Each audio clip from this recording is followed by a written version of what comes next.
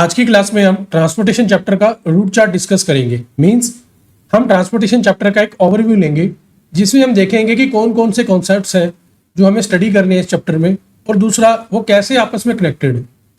For the sake of understanding हम transportation chapter को दो स्टेजेस में बांट सकते हैं। स्टेज वन में हम क्या करते हैं, स्टेज वन में हम initial basic feasible solution find out करते हैं for a given transportation problem. हम स्टेज वन में initial basic feasible solution find out करते हैं। और स्टेज टू में हम क्या करेंगे, स्टेज टू में हम ये करेंगे, ये जो हमने स्टेज वन में initial basic feasible solution find out करा होता है इसकी हम ऑप्टिमैलिटी को टेस्ट करते हैं। ठीक है, मींस हमने जो स्टेज वन में initial basic feasible solution find out करा है वो हम चेक करते हैं स्टेज टू में कि क्या ये जो initial basic feasible solution find out हमने करा है वो ऑप्टिमल है या नहीं है। अब बात आती है, ये जो मेरा स्टेज वन में मुझे initial basic feasible solution find out करना है उसको मैं कैसे फाइंड आउट कर सकता हूँ। देखिए, इसके लिए हमारे पास तीन मेथड्स अवेलेबल है। कौन कौन से? North west corner method, least cost method और वोगल्स अप्रोक्सीमेशन मेथड, जिसको शॉर्ट में वैम बोल देते हैं।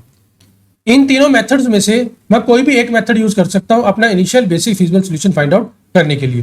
देखिए, आपके पास ट्रांसपोर्टेशन चैप्टर में जो शॉर्ट क्वेश्चन आता है पेपर में वो आपका स्टेज वन के ऊपर बेस्ड होता है, यानी कि उसमें आपको वो initial basic feasible solution find out करने के लिए कहता है। जो पेपर में क्वेश्चन आएगा उसमें वो आपको बोलेगा कि initial basic feasible solution find out करो using north west corner method, या ये भी कह सकता है initial basic feasible solution find out करो यूजिंग लीस्ट कॉस्ट मेथड, या कह सकता है initial basic feasible solution find out करो यूजिंग वैम। तो जो क्वेश्चन की रिक्वायरमेंट होगी अकॉर्डिंगली हम वो मेथड लगा देंगे।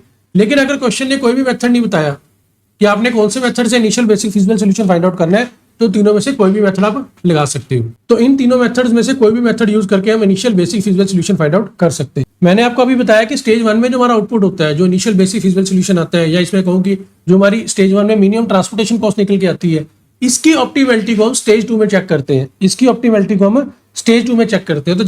तो स्टेज टू में मैं इसकी ऑप्टिमैलिटी को कैसे चेक करूंगा? देखिए, स्टेज टू में इसकी ऑप्टिमैलिटी को चेक करने के लिए मेरे पास दो मेथड है। दो मेथड कौन कौन से हैं? एक तो है स्टेपिंग स्टोन मेथड और दूसरा है मोदी मेथड, जिसको मॉडिफाइड डिस्ट्रीब्यूशन मेथड कहते हैं। ठीक है, दोनों में से कोई भी मेथड लगा के हम इसकी ऑप्टिमैलिटी को टेस्ट कर सकते हैं।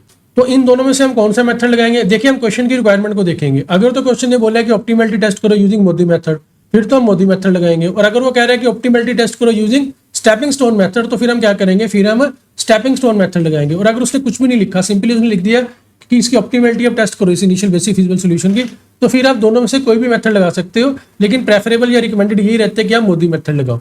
ठीक है, हम मोदी मेथड के क्यों प्रेफर करते हैं? जब मैं आपको ऑप्टिमैलिटी सिखाऊंगा तो वहां पे इसका रीजन बताऊंगा। ठीक है, तो हमारे पास अभी तक हमने क्या डिस्कस करा? हमने ये डिस्कस करा कि हम ट्रांसपोर्टेशन प्रॉब्लम चैप्टर को दो स्टेजेस में डिवाइड कर सकते हैं।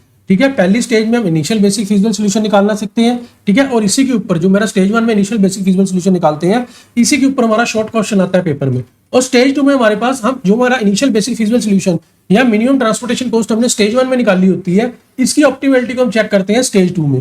और ये जो मेरा स्टेज टू के ऊपर क्वेश्चन बनता है, ये मेरा लॉन्ग क्वेश्चन बनता है। तो पेपर में जो आपका लॉन्ग क्वेश्चन आएगा, ठीक है, वो आपका इसी स्टेज टू के ऊपर ही बेस्ड होगा। तो जो लॉन्ग क्वेश्चन आता है उसमें वो कैसे करवाता है? देखिए, कई बार तो ऐसा करता है कि सीधा इनिशियल बेसिक फिजिबल सोल्यूशन आपको निकाल के दे देता है। ठीक है, और आपको सीधा कहता है कि भाई आप इनिशियल बेसिक फिजिबल सोल्यूशन ये रहा, इसके ऊपर आप ऑप्टिमैलिटी टेस्ट लगाओ। तो अकॉर्डिंगली क्वेश्चन की रिक्वायरमेंट के हिसाब से हम मोदी मेथड या स्टेपिंग स्टोन लगाते हैं। ठीक है, और ऐसे करके हम क्वेश्चन को सॉल्व कर देते हैं। और कई बार क्या होता है कि वो इनिशियल बेसिक फिजिबल सोल्यूशन भी आपसे ही निकलवाता है। मतलब जो हमारे पास लॉन्ग क्वेश्चन आता है उसमें वो सीधी ट्रांसपोर्टेशन प्रॉब्लम दे देता है, फिर और कहता है कि इसकी आप ऑप्टिमैलिटी को टेस्ट करो। ठीक है, वो आपको इनिशियल बेसिक फिजिबल सोल्यूशन निकाल के नहीं देता। फिर आप क्या करोगे? फिर आप गिवन ट्रांसपोर्टेशन प्रॉब्लम का पहले तो इनिशियल बेसिक फिजिबल सोल्यूशन निकालोगे, फिर जो आपका इनिशियल बेसिक फिजिबल सोल्यूशन निकल के आएगा या जो हमारी मिनिमम ट्रांसपोर्टेशन कॉस्ट निकल के आएगी, उसकी हम ऑप्टिमैलिटी को टेस्ट करेंगे यूजिंग मोदी मेथड या stepping stone method, depending upon the framing of question. तो ऐसे करके हम पूरे ट्रांसपोर्टेशन चैप्टर में ये काम करके चलते हैं। देखिए, अभी तो मैं सिर्फ एक ओवरव्यू दे रहा हूँ चैप्टर का कि इसमें क्या क्या चीजें। अपकमिंग क्लासेस में इन सभी कॉन्सेप्ट्स के ऊपर हम डिटेल में डिस्कशन करेंगे, क्वेश्चंस की हेल्प से इसकी एप्लीकेशंस को भी समझेंगे। तो अभी तो बस जो मैं बोल रहा हूँ ना, बस आप उसको सुनते जाओ ताकि आपके दिमाग में एक बेसिक अंडरस्टैंडिंग आ जाए कि अच्छा भी इस चैप्टर में ना ऐसी ऐसी कुछ चीजें होती हैं। जो हमारी अपकमिंग क्लासेस होंगी वहां पे तो हम इन सारी चीजों को बहुत डिटेल में डिस्कस करेंगे। ठीक है, क्वेश्चंस भी करेंगे, तो आपको ये सारे कॉन्सेप्ट्स बहुत ही बढ़िया तरीके से क्लियर हो जाएंगे। ठीक है, कोई भी किसी तरह की कोई कंफ्यूजन आपको नहीं रहने वाली। अच्छा, मेरी बात को आप आगे सुनना। अब मैंने आपको दो चीजें बता दी कि एक तो हमें initial basic feasible solution find out करना होता है स्टेज वन में, और स्टेज टू में मुझे ऑप्टिमैलिटी टेस्ट करना होता है। अब ये जो मुझे initial basic feasible solution find out करना होता है ना, तो ऐसा नहीं होता कि ट्रांसपोर्टेशन प्रॉब्लम मुझे दे दी और मैंने डायरेक्टली उसके ऊपर initial basic feasible solution find out करना स्टार्ट कर दिया। Initial basic physical solution find out करने से पहले मुझे अपनी ट्रांसपोर्टेशन प्रॉब्लम के रिगार्डिंग 3 बातों को देखना होता है। अगर वो मेरी 3 बातें ओके हैं तभी मैं initial basic physical solution find out कर सकता हूँ। और अगर उन तीनों में से कोई भी बात सेटिस्फाइड नहीं हो रही तो पहले मुझे उसको सेटिस्फाई करना होगा, उसके बाद ही मैं गिवन ट्रांसपोर्टेशन प्रॉब्लम का initial basic physical solution find out कर सकता हूँ। वो 3 बातें कौन सी होती हैं देखना।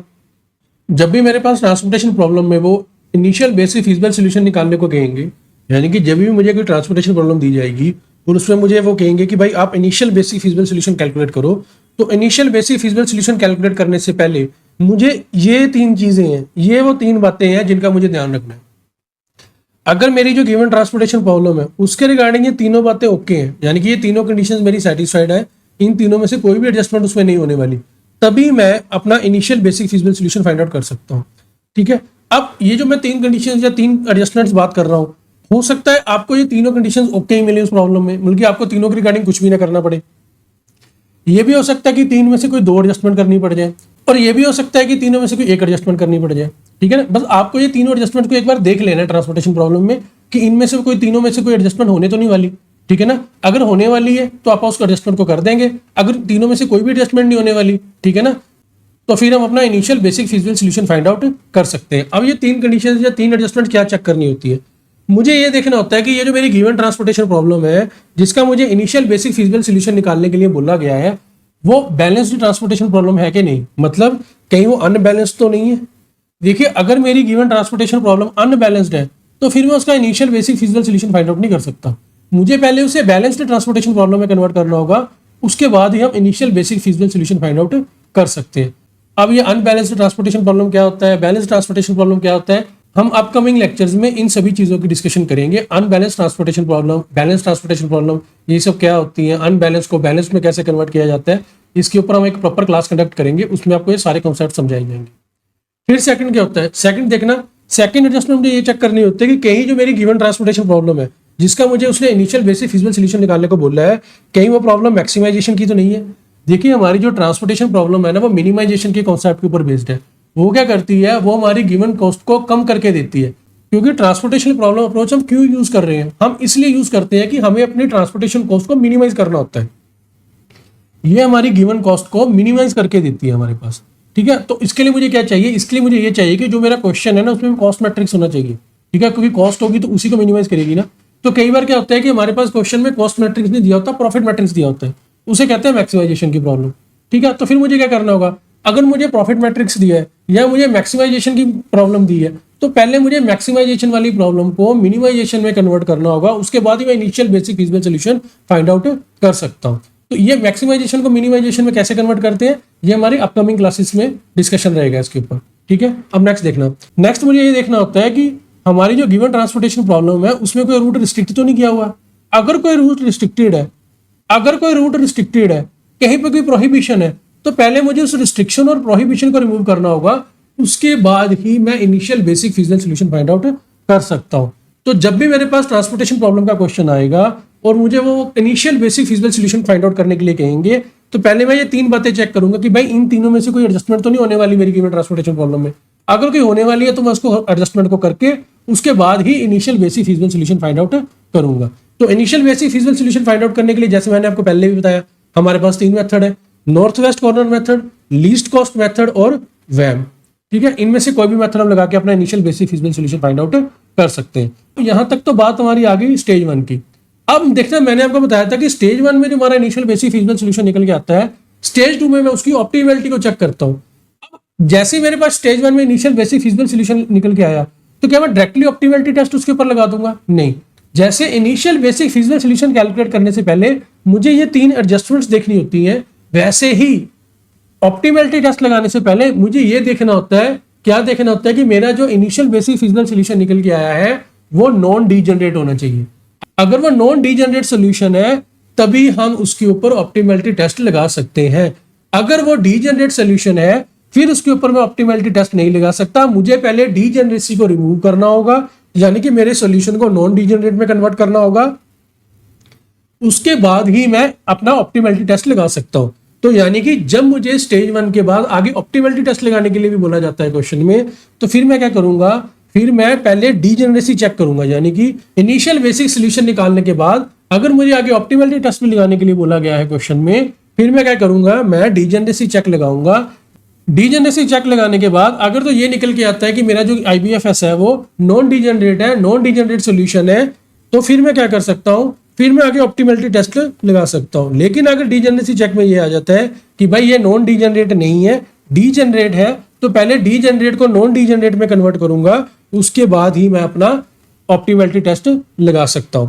तो ऐसे करके हम स्टेज 2 में अपना ऑप्टिमलिटी टेस्ट लगाते हैं। और ऑप्टिमलिटी टेस्ट लगाने के लिए हमारे पास मोदी मेथड और स्टेपिंग स्टोन मेथड अवेलेबल है। दोनों में से कोई भी मेथड यूज कर सकते हैं depending upon framing of questions. तो ये जो सारी बातें मैंने आपके साथ डिस्कस करी हैं, ये हमारे ट्रांसपोर्टेशन चैप्टर का एक ओवरव्यू है।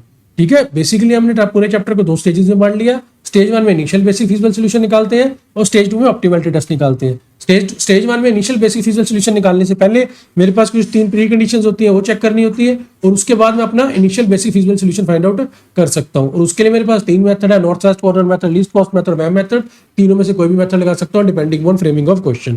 फिर उसके बाद मुझे डीजेनरेसी चेक करना होता है, और डीजेनरेसी चेक करने के बाद ही मैं स्टेज 2 अप्लाई कर सकता हूं, यानी कि ऑप्टिमलिटी टेस्ट लगा सकता हूं। और ऑप्टिमलिटी टेस्ट लगाने की कंडीशन ये है कि मेरा जो इनिशियल बेसिक फिजिबल सॉल्यूशन है वो नॉन डीजेनरेट होना चाहिए। तो अगर नॉन डीजेनरेट है तो तभी मैं अपना ऑप्टिमलिटी टेस्ट लगा पाऊंगा। ऑप्टिमलिटी टेस्ट लगाने के लिए हमारे पास मोदी मेथड या स्टेपिंग स्टोन मेथड, दोनों में से कोई एक मेथड लगाना होता है। देखिए, जब हमारे पास ऑप्टिमलिटी टेस्ट का क्वेश्चन आता है और उसने क्वेश्चन में हमें initial basic feasible solution find out करके नहीं दिया हुआ, तो इसका मतलब मुझे अब इनिशियल बेसिक फिजिबल सॉल्यूशन भी फाइंड आउट करना है, तभी मैं उसके ऊपर ऑप्टिमलिटी टेस्ट लगा पाऊंगा। तो यहाँ पर जो हम initial basic feasible solution find out करेंगे वो हम वैम मेथड से करेंगे। ठीक है, वैसे तो हमारे पास 3 मेथड होते हैं, north west corner method, least cost method और वैम मेथड। ठीक है, लेकिन तीनों में से बेस्ट क्या होता है, वैम मेथड होता है। क्यों? क्योंकि वैम मेथड जो होता है वो नियरेस्ट टू ऑप्टिमलिटी होता है। इसलिए जब भी मेरे पास ऑप्टिमलिटी टेस्ट का क्वेश्चन है और मुझे इनिशियल बेसिक फिजिबल सॉल्यूशन भी उसमें निकालना हो, तो मैं हमेशा वैम प्रेफर करूंगा। इसका क्या लॉजिक है कि इस केस में हमें वैम ही अप्लाई करना होता है। देखो, इसका लॉजिक मैं आपको एक्सप्लेन करूंगा जब हम ऑप्टिमलिटी टेस्ट वाली क्लास कंडक्ट करेंगे। ठीक है, वहां पे आपको इसका मैं लॉजिक समझाऊंगा। ठीक है, तो ये एक ओवरव्यू है इस चैप्टर का कि क्या क्या कॉन्सेप्ट्स इस चैप्टर में हम करने वाले हैं और कैसे वो कनेक्टेड है। ठीक है, अपकमिंग क्लासेस में इन कॉन्सेप्ट्स को बहुत अच्छे से समझेंगे। ठीक है, क्वेश्चंस की हेल्प से इसकी एप्लीकेशन को भी अच्छे से समझेंगे। तो मिलते हैं नेक्स्ट क्लास में। Thanks for watching.